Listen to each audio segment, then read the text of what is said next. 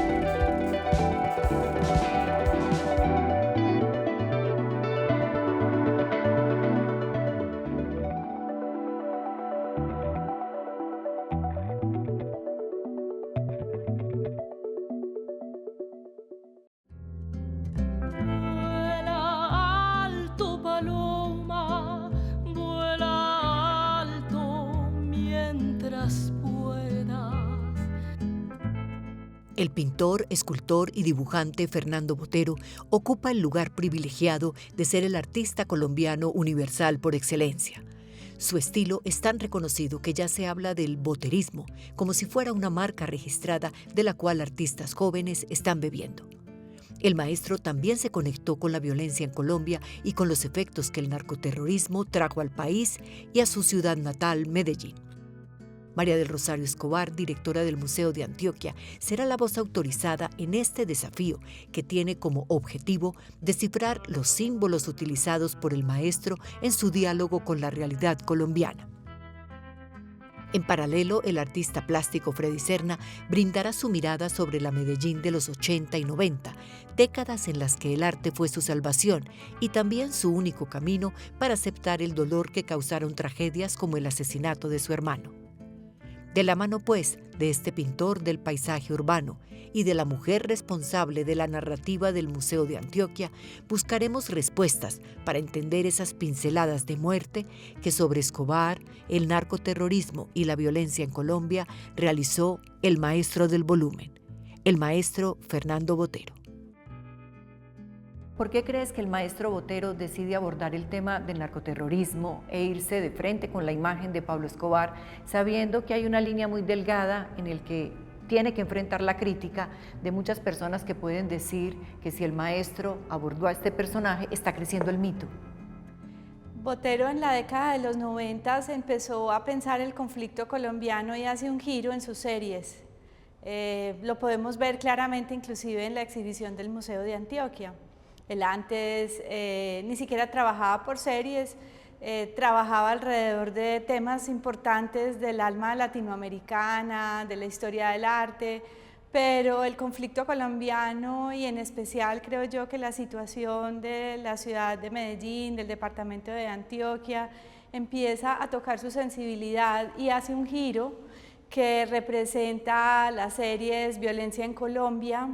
Entonces él se quiebra de alguna manera o empieza a trabajar asuntos que ya no son tan aparentemente felices, alegres y tranquilos, sino que empiezan a tener una mirada política más directa. Y también es importante ver que él no los entrega al mercado del arte, no los lleva al campo de las galerías o los vende, sino que los entrega a instituciones para que estas instituciones hagan un trabajo de mediación al respecto.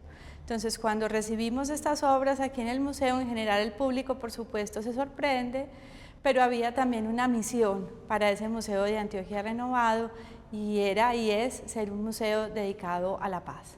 El maestro pinta a Pablo Escobar 6 años después de su muerte. ¿Esto es producto de una reflexión? Son versiones, a los artistas también les gusta cuando trabajan temas y temáticas, versionarlos, pensarlos una y otra vez, pensarlos en un formato, en otro, en una técnica o la otra. Eso hace que también, pues, para los espectadores sea maravilloso ver distintos puntos de vista sobre una misma temática, y bueno, nos deja aquí una oportunidad enorme de mediación. Y seguramente, pues si realmente lo es, una parada obligada para muchos turistas nacionales e internacionales que vienen a ver en estas obras que representan a Pablo Escobar, una pista importante para comprender esta última década de la historia de Medellín y de Colombia. Tenemos a nuestro costado la obra Carrobomba. ¿Por qué ingresar también a este tema? Cuando pues, se muestre el lugar en el que están ubicados, no solamente está junto a Pablo Escobar la obra, sino que está también alrededor del pueblo, entonces muestra esa irrupción de la violencia en una aparente tranquilidad nacional.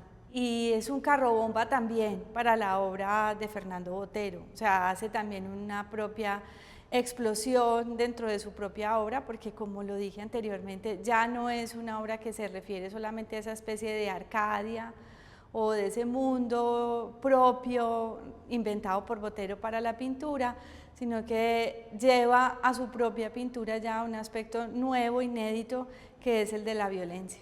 ¿Por qué el maestro regresa 13 años después a este tema? Porque el tema ha estado permanente en la historia nacional desde los años 80. O sea, Pablo Escobar es un tema recurrente tanto en las noticias como en los análisis colombianos. Él seguramente vuelve a revisar ese tema una y otra vez como parte de una preocupación y parte también de una temática que quería a través de la pintura reflexionar sobre ella. Y creo que para Botero todo lo que representaron los años 80 y 90 para nuestro país definitivamente toca a su pintura de una manera irremediable.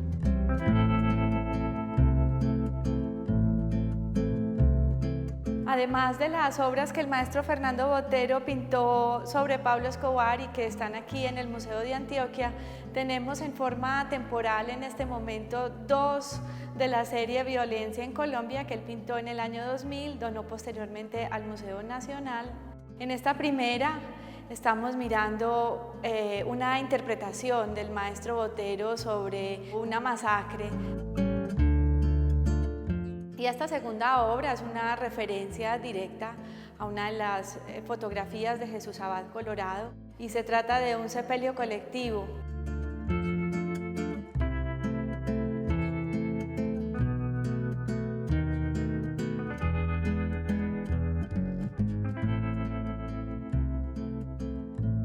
Esta es una de las piezas de arte contemporáneo de reciente adquisición del Museo de Antioquia, y se trata de un gobelino del artista Carlos Castro.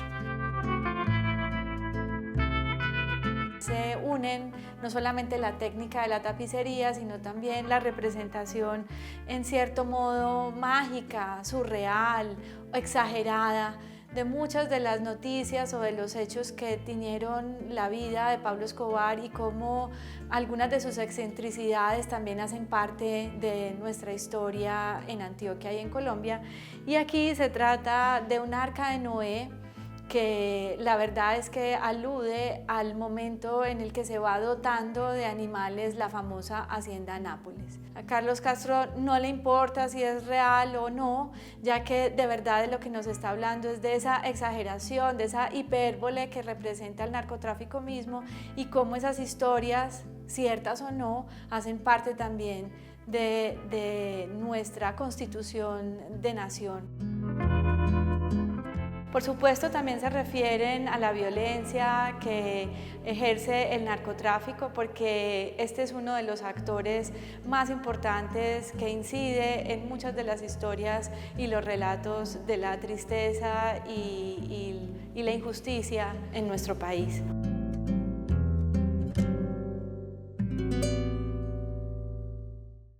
Freddy, uno es un ciudadano del común, pero tú eres un artista con una sensibilidad diferente, obviamente por tu profesión.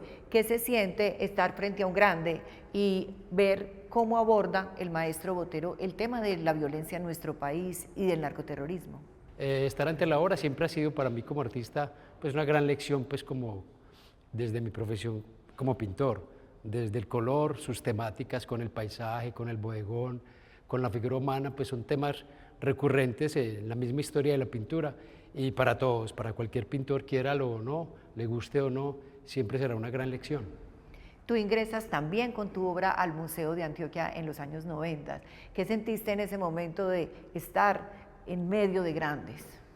En 1995, en un salón de arte joven que tenía el Museo de Antioquia, participó con una obra que es Cuadra 2, y con esa primera obra tuve la fortuna de entrar por primera vez al Museo de Antioquia como parte de la colección. Pues eso para un joven estudiante de artes pues era como llegar pues a avanzar increíblemente y ser parte de una colección como esta. Tu obra que nace en esos 90s, que fueron esa década difícil de Medellín, ¿cómo trataba de interpretar toda esa muerte y ese terrorismo que estaba viviendo la ciudad? En esos años 90 yo era un estudiante de artes plásticas. Esa generación es un poco la que sobrevive a todos estos carros bomba, a estos asesinatos en las esquinas.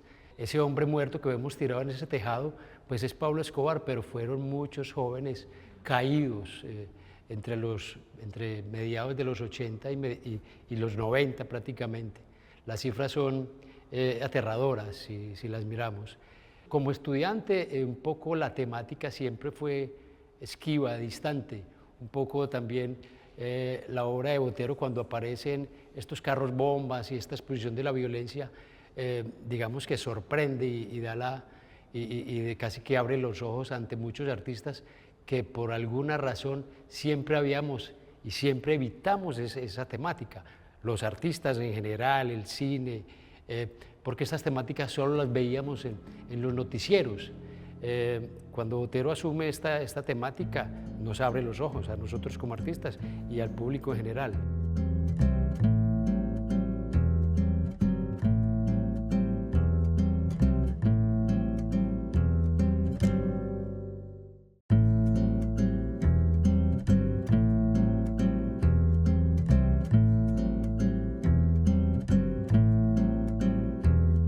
¿Qué símbolos podemos descubrir en estas obras que estamos abordando del maestro Botero? Pues lo primero es liberar al espectador de la idea de tener un documento histórico, porque no lo es. Botero no es un artista que trabaje a partir de archivos propiamente dichos, es decir, él no hace proyecciones sobre el lienzo de fotografías, él es un pintor muy avesado. En ese sentido está pensando 100% como un pintor tradicional de alguna manera. Por supuesto, lo de Pablo Escobar no tiene enteramente esa ilusión, porque por supuesto parte de un hecho histórico, que es la muerte de Pablo Escobar sobre un tejado de una casa, pero no es un documento histórico. Hay algo que llama la atención, que siempre ha estado en la obra de Botero o que aparece en la obra de él, que son los fisgones, los vecinos, los chismosos, los que comentan. Ahí están presentes esos vecinos señalando y comentando y hablando, un poco también como interpelándonos a nosotros sobre este hecho del cual no hemos podido dejar de hablar y que, bueno, nos tiene aquí sentados analizando la presencia del arte colombiano y de artistas como Botero sobre un hecho tan significativo para la historia del país. Uno lee que Pablo Escobar murió o de 3 balazos o de 7 balazos y no nos vamos a lo forense, pero la obra, una de ellas, nos muestra a un Pablo Escobar que está recibiendo 18 balas. ¿Por qué crees que ese número? Yo creo que es un detalle pictórico. Por supuesto, el maestro Botero debió haber imaginado un conflicto enorme, ¿cierto? Sucediendo o no. Tal vez pictóricamente le funcionaba generar todos esos puntos grises sobre el lienzo y también mostrando a un Escobar que estaba como repeliendo, sí, ¿cierto? como incómodo con esa lluvia de balas que ya eran además el fin de su vida.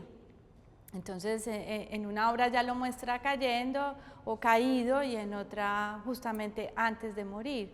Y para un artista, pues también recrearse de distintas maneras sobre un tema que lo está habitando y sobre el que está interpelado. En ambas pinturas, una en pequeño formato y otra en gran formato, de todas maneras el volumen de Pablo Escobar es muy grande. Esa es otra constante en la obra de Botero. Él hace del volumen uno de sus símbolos o de sus sellos distintivos. Él lo toma de la pintura del Renacimiento y como el volumen es una expresión de sensualidad, de monumentalidad, de sensaciones, de experimentar la pintura en un nivel que casi que quisiera exceder la bidimensionalidad. Entonces Botero a todas sus motivos y sus figuras las lleva a exagerar el volumen, pero es una expresión pictórica de un asunto que él viene motivado o motiva de su estudio del arte y de su estudio del Renacimiento. Y eso es lo que llamamos gordos, pero la verdad no son gordos, sino que son figuras voluminosas, monumentales, sensuales, que nos provoca ir más allá de la vista. Nos contabas que en tu barrio, cuando tenías 15, 16 años, todos los días había una balacera. ¿Esto también impregna tu trabajo? En 1988 yo tenía 17 años. Claro, pues no solo eran los barrios, yo creo que empezó a notarse en los barrios, en este caso la comuna noroccidental y la comuna nororiental, y es por eso que hace 30 años hay muchas organizaciones y corporaciones que empezaron, no solo yo como artista, sino que empezaron a un poco a anteponerse ante esa barbarie que estaba existiendo y una barbarie que venía contra los jóvenes y desde los jóvenes. Y en las comunas, donde tú dices, me decían el pintor de las comunas, y era bajo un estigma. Caminar por las calles de Medellín, por otros barrios, era muy notorio, casi que de qué barrio eras, casi que podían decirte de qué esquina eras. Era muy fácil reconocerlo, por el caminado, por el peinado, por los zapatos, no sé, algo en nosotros se notaba. Hoy parece que es cool ser un muchacho de barrio, menos mal.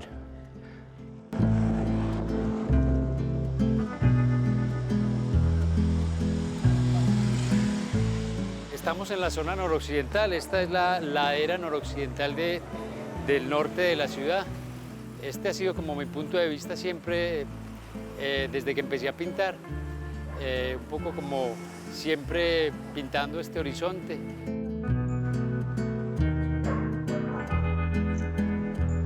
Siempre ha sido como esta mi calle en la que he vivido, en este barrio que en el que papá construyó su casa. Esta es la tienda que me ha acompañado durante prácticamente toda mi vida, que mi padre compró cuando yo tenía 7 años. Aquí aconteció un poco mi vida desde joven, desde niño, en los años 80. Desde 1988-89 hago un dibujo de ella, precisamente desde ahí, desde adentro. En esos años en los que Medellín vivía unas épocas difíciles de terrorismo, de zozobra, de miedo, de unos jóvenes sin futuro, aquí acontece y veo acontecer muchas situaciones particulares que pasaban en general en toda la ciudad. Tiene que ver precisamente con la muerte de mi hermano asesinado en esta tienda.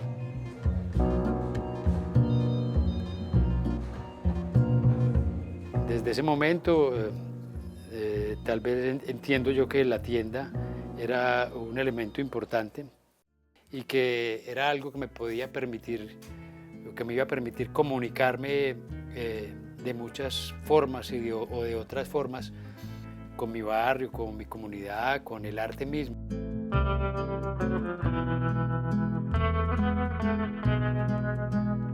En este caso vamos a hacer esta versión de la tienda, que es, digamos, que la que yo considero mi primera obra de arte. Vamos a realizar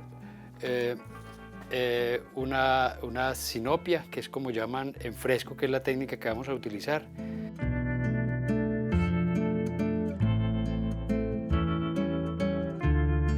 Tras la muerte de mi hermano asesinado en la tienda, que aún quedaba como un coletazo de esa guerra del narcotráfico, y hago estas 43 piezas.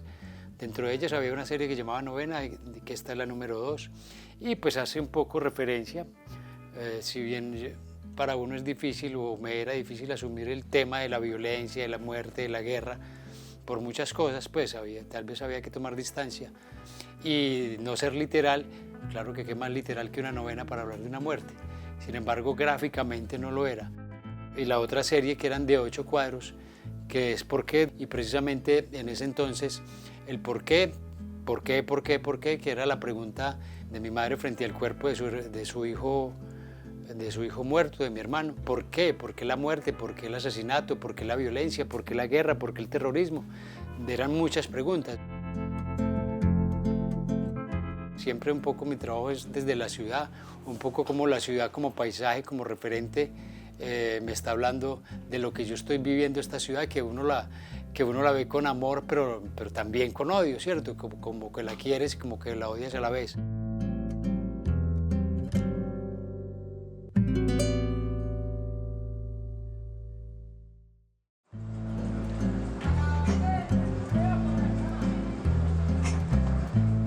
Vemos que el mercadeo, el merchandising que se hace con la imagen de Pablo Escobar es enorme, camisetas, gorras de todo tipo. Si el museo utilizara obras como estas del maestro en merchandising, recibiría dinero que además el museo necesita, pero toma la decisión de no hacerlo.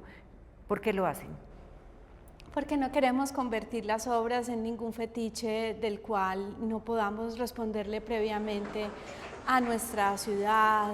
Hay un asunto todavía pendiente en la mediación de Escobar y tal vez en la asimilación y en el relato que como ciudad queremos hacer de él. Yo creo que eso está todavía latente. Si no fuera así, no tendríamos sentimientos encontrados frente a las series de televisión o las mismas camisetas y todo ese tema de memorabilia pues, que se vende en las calles de la ciudad. Entonces nosotros hemos tomado 2 decisiones. La primera es la de prohibir la toma de fotografías, ni siquiera con celulares en sala. No queremos facilitar que se vuelva el fetiche del patrón, sino que queremos es que se vuelva en el punto de inflexión y el reconocimiento de un anhelo de sociedad, de paz, y por eso no queremos que se vuelva un fetiche que actúe en nuestra contra. Para ir redondeando, Freddy, tú como artista, ¿cómo crees que el arte puede ayudar a exorcizar no solo a este personaje, sino a todo el imaginario que rodea y que vivió la ciudad? Yo creo que lo estamos haciendo. Creo que la generación que vivió a Pablo, que la sufrió, ¿cierto?, debe exorcizarla, y lo vamos haciendo y lo seguimos haciendo. Y posiblemente para nosotros sea mucho más difícil. Hay que exorcizar ahora esa nueva estas nuevas generaciones, porque la visión de los jóvenes ahora casi que lo idolatran, tanto o más como los jóvenes de mi generación. Sí, y María del Rosario, ¿cómo la obra del maestro Botero, cómo el museo aporta a exorcizar a esta época del narcoterrorismo y de Pablo Escobar? Lo hacemos teniendo una postura crítica frente a estos temas y también negándonos a pasar la página. Algunas personas nos dicen, ya, pues pasen la página, que otra vez hablar de que si los 90s, que si los 80s, este museo está tan lindo, pues gocen y vivan. Nosotros nos negamos a pasar la página, creemos que hay que volverla a leer una y otra vez, así nos duela. Vuela alto, paloma, vuela alto mientras puedas, que arriba está la aurora y el refugio de tus